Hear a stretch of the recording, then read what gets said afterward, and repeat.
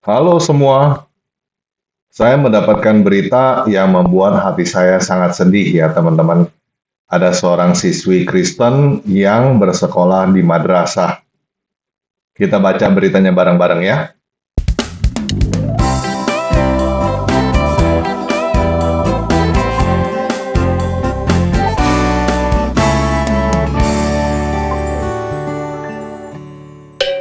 Ya, ini dari kabargayo.com. Kisah Nadia, siswa Kristen di Bogor yang bersekolah di madrasah selama 9 tahun. Nadia Putri Darmawan, siswi beragama Kristen di Bogor, terpaksa bersekolah di Safani Madrasah yang setara dengan SMA karena tidak mampu bersekolah di SMA Negeri Darmawan. Bahkan karena kekurangan biaya, ia kini terancam putus sekolah untuk melanjutkan studi ke SMA. Mau banget sekolah, mau kuliah di jurusan kecantikan di Borses, tapi nggak punya biaya, kata Nadia, salah satu siswi MTS Nurul Huda saat ditemui Viva Sumur di rumahnya di Desa Wangi, Desa Kayu Manis, Tanah Sereal, Jumat tanggal 15 November 2024. Nadia mengaku sudah berhijab sejak duduk di bangku kelas 2 sekolah dasar, maksudnya setara SD. Nadia yang belajar dari teman-temannya terbiasa mengikuti peraturan sekolah selama bertahun-tahun di sana. Faktanya, Nadia sedang belajar bahasa Arab. Ya, kalau sekolah pakai hijab, biasa saja di sana sejak SD.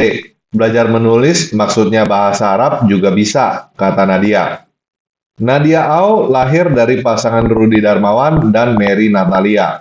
Pasangan itu bekerja serabutan sebagai pedagang keliling. Nadia merupakan anak sulung dari 4 bersaudara.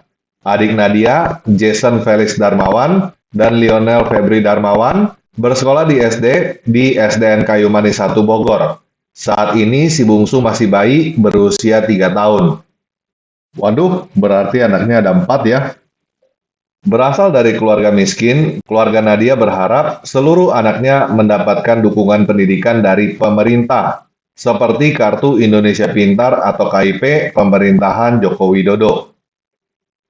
Ayah Nadia, Aurudi Darmawan, sapaan akrab Kiki, mengatakan, "Saya belum dapat KIP. Saya sudah mendapatkan bantuan PIP dari pemerintah, tapi saat itu hanya Leonel." Menurut Kiki, Nadia saat ini duduk di bangku kelas 6 MTS Nurul Huda, tidak jauh dari rumahnya.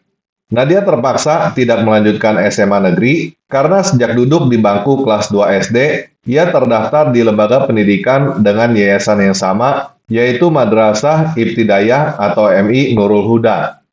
Jadi, ketika Nadia pindah dari Jakarta, saat duduk di bangku kelas 2 SD, Nadia datang ke sini karena tidak bisa masuk ke tanah air, ujarnya.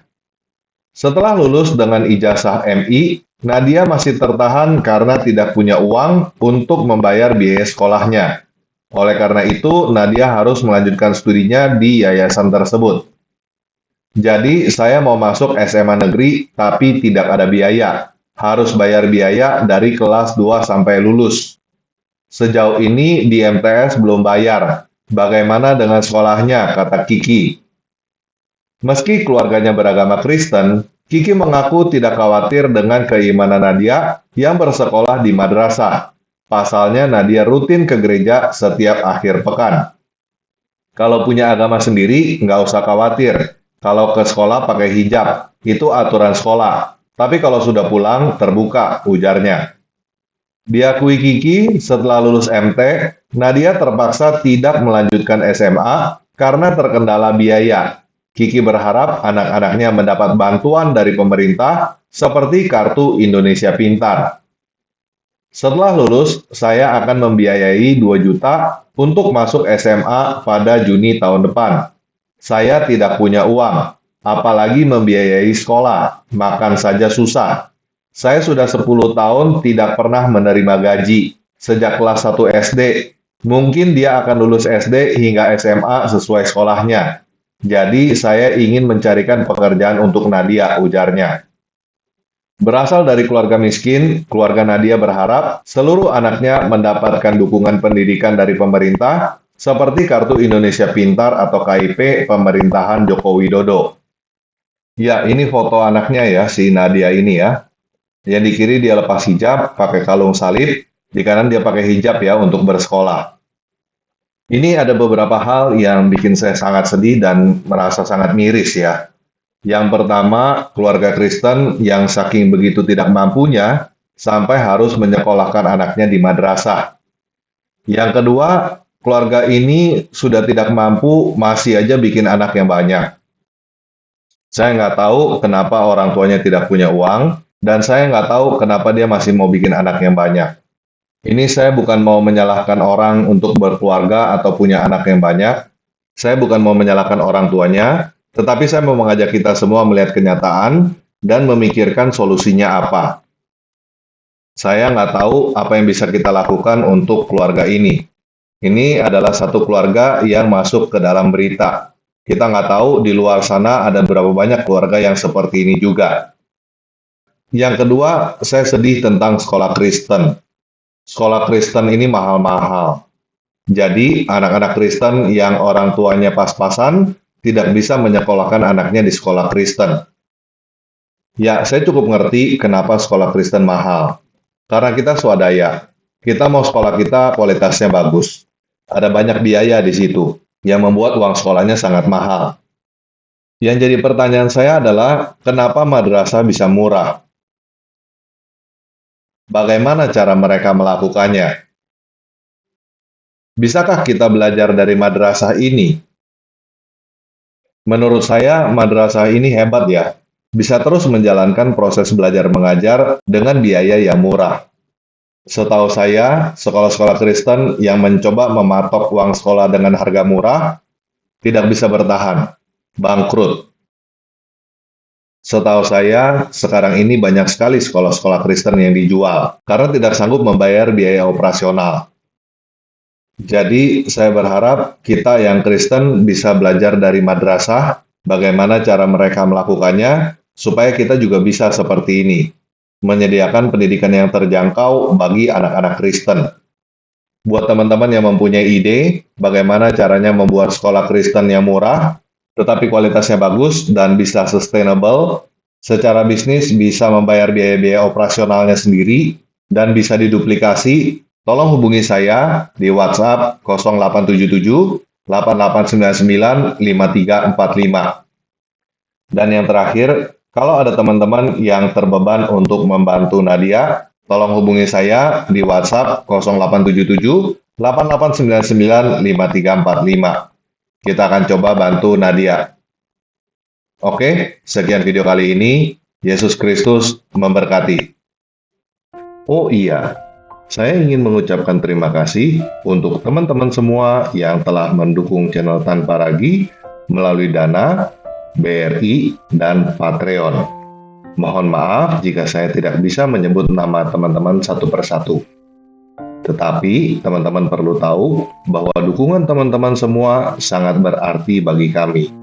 Channel Tanpa Ragi bisa ada sampai sekarang dan melakukan berbagai pelayanan karena dukungan teman-teman semua.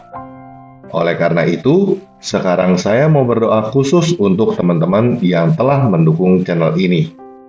Saya berdoa supaya berkat damai sejahtera Bapa, kasih karunia Tuhan Yesus, dan persekutuan Roh Kudus menyertai kamu semua. Amin.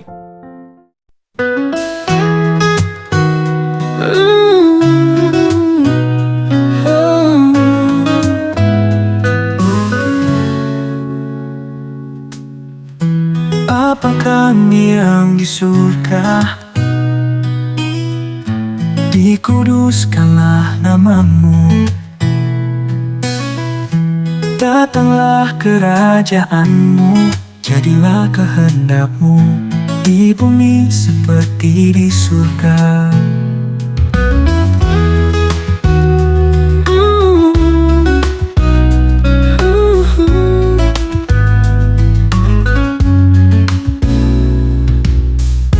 Berikanlah hari ini makanan kami secukupnya, dan jauhkanlah kami dari pencobaan hidup dan dari yang jahat. Walaupun kau tak mengerti segala rancanganmu, namun ku kan percaya rancanganmu terindah.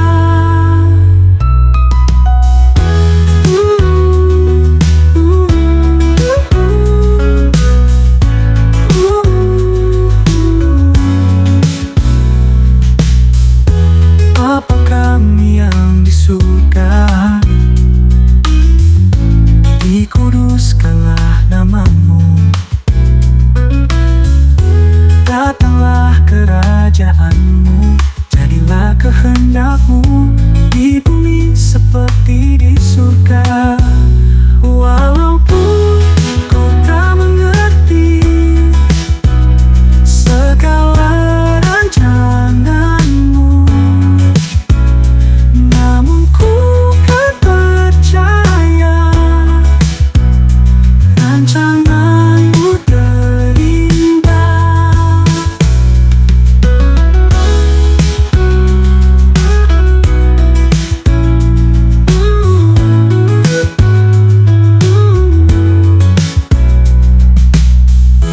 Berikanlah hari ini makanan kami secukupnya, dan jauhkanlah kami ini dari pencobaan hidup dan dari yang jahat. Walaupun kau tak mengerti segala rancanganmu, namun ku kan percaya rancanganmu terindah. Walaupun kau tak mengerti segala rancanganmu, namun ku kan percaya rancanganmu terindah.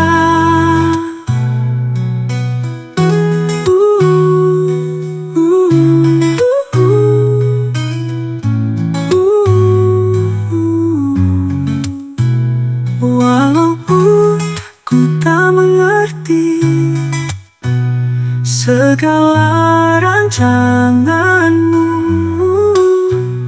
namun ku kan percaya rancangan